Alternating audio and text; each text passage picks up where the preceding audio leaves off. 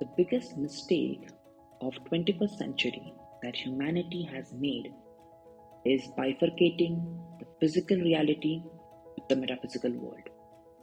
Our brain and body are much more interconnected than we give them credit for.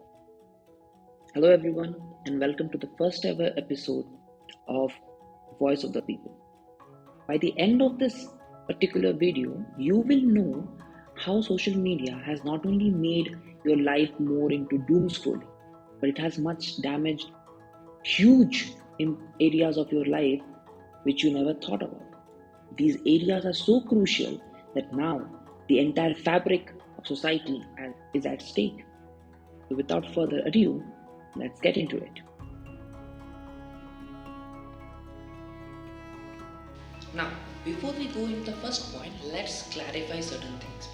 Research has shown multiple times that people don't compartmentalize their life. What's the meaning of this? Let's have a discussion.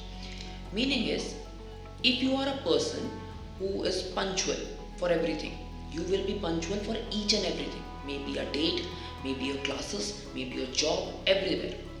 In fact, in Japan, they have a very nice policy that if you are infidel in your relation, they will not do business with you. That's fair because people don't compartmentalize their life. Remember this point as we discuss the first topic. Social media has made one of the biggest damage is the damage to your self-worth. You are now deciding how you will look, how will you behave, how will you eat, how will you talk, everything based on perceived notion of others.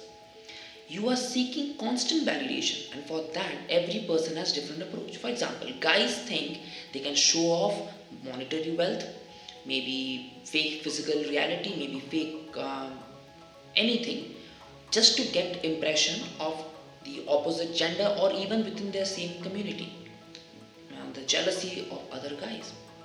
Girls do the exact same opposite.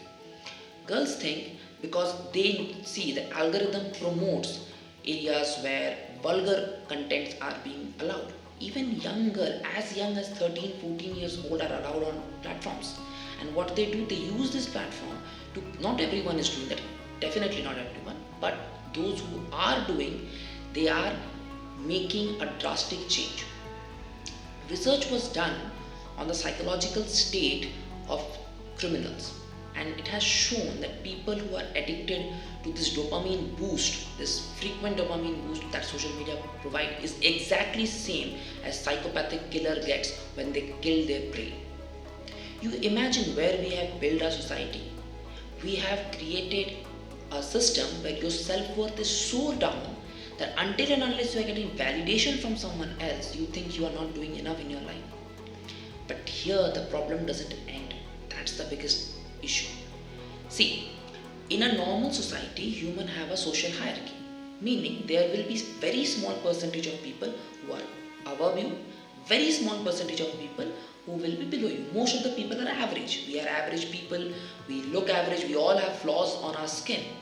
We all have flaws in our day-to-day life, and that's completely normal. When you see those things, when people used to see those things, they used to get a normal and see that, okay, fine, our life is not that bad. But now what is happening, social media has shown a life of filter. Not only your pictures are filtered, but even the life story that you project is filtered. Recently, WHO has reported that around 970 million to 1 billion people around the world has suffered from anxiety attacks and other form of mental illness. Remember, this is the reported one. We don't know. This is close to 26 to 27% of the population. Imagine how many unreported went. Do you understand? We are a generation who is completely destroying the fabric of human mind. The mind that has taken us from cave dwellers to space-faring species. We are destroying that mind.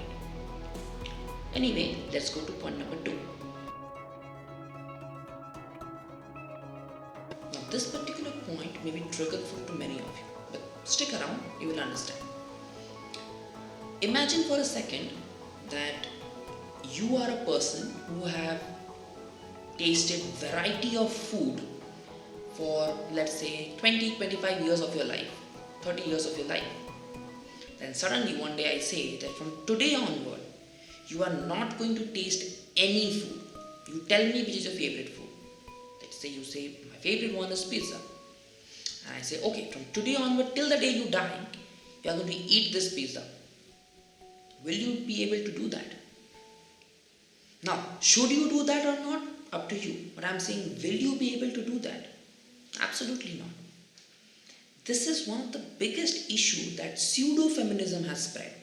And most people are afraid of talking about this because they think that there will be a backlash if you talk about the reality. Pseudo-feminism is not only harming men, they are harming women as well. Now let's understand how. Today we have made it so normalized things which shouldn't be normalized. Today we are saying you want to sleep around? Yeah, you can sleep around. You want to send inappropriate pictures, videos? Keep on doing this. By the way, a small reminder, ask anyone from a technical background in computers. They will say once you upload something, it is never deleted. The internet is created in a way, if you have uploaded something, it is there. We have seen videos and pictures of celebrities getting leaked. Now you may say, yeah, so what if my pictures get leaked? What will happen to me? Remember, celebrities are being given that role for a reason. They are having a lifestyle. It's like saying, if I go to a gym and if I see a man is benching 100 kilogram and I have never done gym in my life, and if I go suddenly and say, I am also going to do a 100 kilogram bench, why can't I do that? That person is doing. Well, that person is in that field. That person has trained for that field. That person has sacrificed a lot of things for that field. You can't make an action and say that there won't be any reaction. This is the reason, fundamental reason why the Western society has failed, why divorce rates are so high. And the same is coming to Eastern counterparts as well, especially countries like India. If you look, I say 10 years, 20 years back, and you say that a girl or a boy, there is no gender bias here, a girl or a boy has slept with 2-3 people, people will judge you. Now we are saying there is nothing to be judged. Again, if you want to do that, you can, but then you can't expect the stability of a marriage.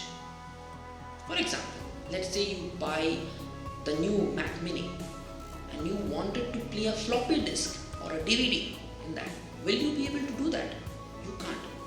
If you want to play a DVD, you need to have a separate thing. The Mac won't allow it. The Mac won't run a floppy disk. You may love floppy disk, maybe floppy disks are much more secure in your way, or whatever reason you have, maybe you like the aesthetic or something. But the Mac Mini won't support that. If you are a person who says that, yeah, fine, I'm not going to engage in marriages. Go around, do that. But most people are not that. Most people think that we are going to do all these acts and at the same time remove the burden that comes. Well, my friend, that is not how it works. The illusion that it does create is drastic and dangerous. You know, many relationships are destroyed because of the social media, because of comparison. Because social media has given you a fake reality. So you think everyone's partner is best except mine. And then you have certain toxic friends who will do those punchlines, who will add the gasoline in that fire. Imagine the life that we are creating. Well, I guess this is the most common side effect that is known to everyone. Doom scrolling. You wasted hours on reels. Well, it is bothersome. Your things don't get done and you are worrying that, my God, this dependency is there. But this is just the tip of the iceberg. Recent fMRI reports suggest that people who are into doom scrolling have the same brain regions get activated, which is exactly matching that of psychopath. Over time, you rewire your brain. Remember, our brain is a very flexible organ. It has the ability to shape according to the need of the hour. If you keep on doing doom scrolling, you are decreasing the activity in the prefrontal cortex and increasing the dominance of the limbic system. So you are acting on your emotion. You know what will happen in later stages? You cannot maintain any kind of friendship, any kind of relationships. Forget about relationships. Long-term relationships is something you can't maintain. Because the moment you get into stability, all this honeymoon phase things will go down. And then you need excitement. Everything is boring. Remember, we all are imperfect. You can never find someone who is perfect.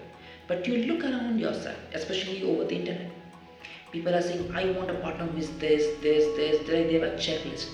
You can't have a human checklist like that. None of us are perfect. The universe we live in is not perfect. Doom scrolling has much dangers, and if we go into this, the video will become too long, so I will not go too deep, but I hope you understand the gist. Now, this particular point applies differently for men and women, but at the end, they both reach the same point. Let's understand with an example. Let's say you are a girl. So what you do, you are upset for whatever reason. You go there, you post a picture, any picture, it will get thousands of likes, hundreds of likes, comment, share. That gives you a validation, that gives you a boost. Now you will say, I don't do this for validation. Absolutely, you're not doing this for validation. It gives you there's a difference. When there is a like, that notification comes, you get excited. That is why social media algorithm works that way. No matter what's the reason, social media algorithm works on a very simple basis. The more engagement comes. Now that engagement is not for a sexual need. Don't take it in a wrong way that he's talking about girls using their body for some other purpose. No, there are many girls who are doing that, but not every girl is doing that. It can be for any whatever reason, but you are getting some kind of dopamine release. Every like, every comment, every share is giving you a dopamine boost. Same thing is done by boys. They go to social media, they get bombarded by thousands of pictures of girls, and they will send DMs to them. They will like their pictures, comment their pictures, this, that, here and there. You know, at the end where it all leads to? It leads to insecurity. Let's say at some point of time you are dating someone. You will constantly judge them based on these parameters. You know, today that particular Instagram couple has said these things. They have done these things. You don't know their background. You have absolutely zero idea what they are doing. But you're comparing them. You know, today my friend, they went to this particular place. Oh my God, his girlfriend is so understanding. Why are you not doing this? Maybe his girlfriend is one of the worst person you ever know. And 2 days later you will break up. I will not name, there is a celebrity couple. I will give you some hints. They are 3 brothers, and I'm talking about one of those brothers. 3 of them are celebrity couple. They were very famous, and few months, I think, or weeks before the divorce of one of this brother, the brother and his wife, they were posting online, they were having shows on everywhere, they were flirting with each other, and everyone like, oh my God, see, this is what ideal couple should look like. Few days later, divorce. This is the danger, the fake reality, the fake bond that is shown to you. Real life have boringness, real life have trouble, real life will have drama. There will be that. And when you mitigate those things, then only you get the fruit of stability, security, compatibility, and all other things. Those instant boosts that you think, oh my God, he's my partner, I saw this, and that is not. Until and unless you have went through trouble together in any field, not only in relationship, it can be in job, it can be your studies, it can be whatever thing. Any part, if you have not gone through those struggles, you can't actually get the fruit. Biggest myth that social media has created is the myth of false validation. No matter what wrong you do, there will be someone in the social media world who will validate your action. You cheated on your partner, validated. You went on and did something horribly wrong, validated. Everything is validated because they are validating their own action. In a research paper published by Oxford University, Oxford found that if you are sexting with someone, inappropriately texting with someone, or any form of emotional cheating are also cheating. They are also a form of infidelity. They all constitute actions which, given the premise, will lead to something physical. The only reason it is not going physical for certain reason, they call them micro cheating.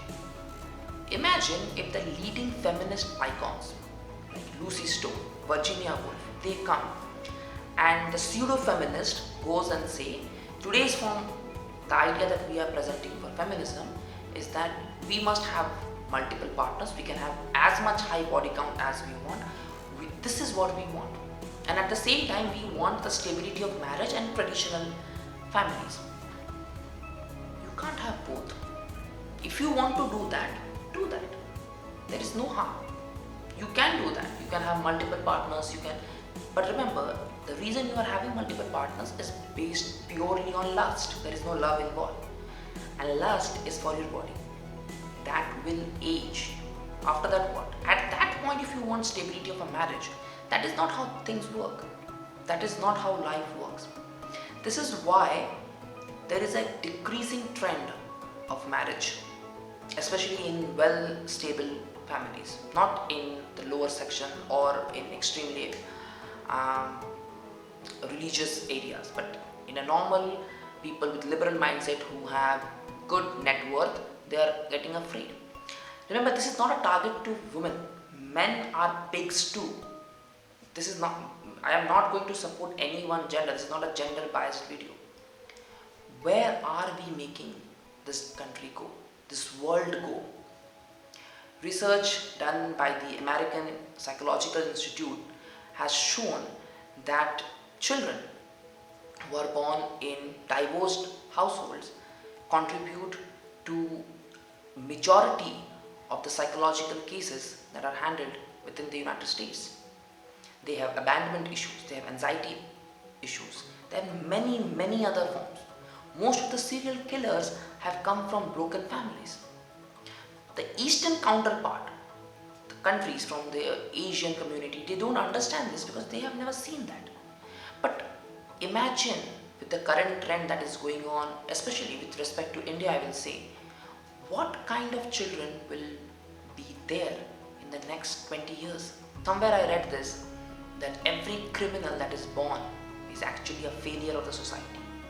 Think about it. We know the crimes that are committed on social media, the rise of cybercrime. There are multiple government forum discussion, this, that. But on a deeper level, we never discuss why this is happening. Let me give you an example. Let's say you are planning for a trip and your entire family is going out for the trip. Will you lock the door of your house? Or will you blame the entire society that why are we living in a society where there are criminals? My goodness, I deserve to be in a place where if I keep my door open also, nothing from my house will get stolen. Can you make this absurd claim? I am not saying that what the criminals are doing is justified. Absolutely not. They deserve the full extent of law. That's a different topic. I'm talking, what is your responsibility? Don't you have any responsibility? Or you have to lock your doors, isn't it? Recently in India, one major diplomatic issue happened between India and Nepal after a student of Nepal origin committed suicide in one of the university of India, a private university called KEET in Bhubaneswar, Odisha. The incident lied here only. She shared some inappropriate pictures with her boyfriend, and using those pictures, or maybe the boyfriend clicked those pictures or video something, and he was blackmailing her. Where have we dropped as a society that we have considered this to be normal? And why have we dropped as a society? Shouldn't we go beyond this? Shouldn't we create a world where we have a more stable society where people can live beyond these incidents? These small children are being targeted by pedophiles. In the United Kingdom, gangs of such pedophiles were unearthed, and all of them use social media as their tool of operation. I'm not saying that completely ban them, completely destroy everything. But there must be some mistake, isn't it? Something has gone wrong. Some fact of social media is wrong, and that need to be checked. That's all I'm asking about. Think on it.